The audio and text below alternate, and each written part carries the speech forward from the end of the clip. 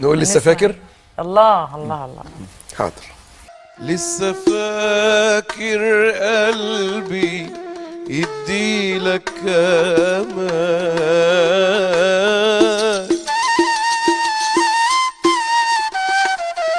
ولا فاكر كلمة هتعيد اللي كان.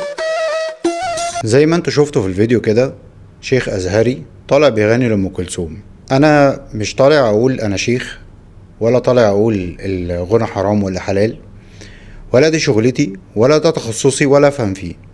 ده في ناس تقدر ترد على الكلام ده وتقدر تجيب الادله.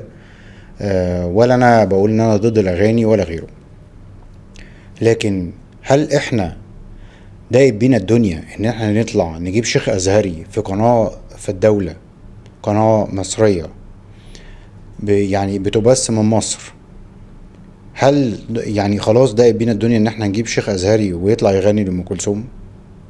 طب في احترام للبس الازهر، في احترام ان انا راجل دين. فهل احنا ايه الرسالة اللي عايزين نوصلها؟ ان احنا يعني ناس منفتحة، وان الدين الاسلامي دين سمح ودين تسامح، واحنا وان الدين الاسلامي يعني متفتح وكده؟ هو ده اللي احنا عايزين نوصله؟ ولا ايه هي الرسالة اللي احنا عايزين نوصلها بالظبط؟ وليه الازهر لحد دلوقتي ما طلعش اي بيان يعني ضد الكلام ده؟ يعني انتوا عايزين توصلوا ايه يا جماعة؟ ايه الرسالة اللي عايزين توصلوها لنا عشان بس نفهم؟ يعني احنا منتظرين من الازهر انه يطلع بيان يرد على الكلام ده، ومنتظرين ان احنا نشوف المشايخ بتوعنا ومشايخ الازهر ان يردوا على كتير من الحاجات ومن القضايا ويناقشوا كتير من المواضيع الدينية اللي هتفيدنا.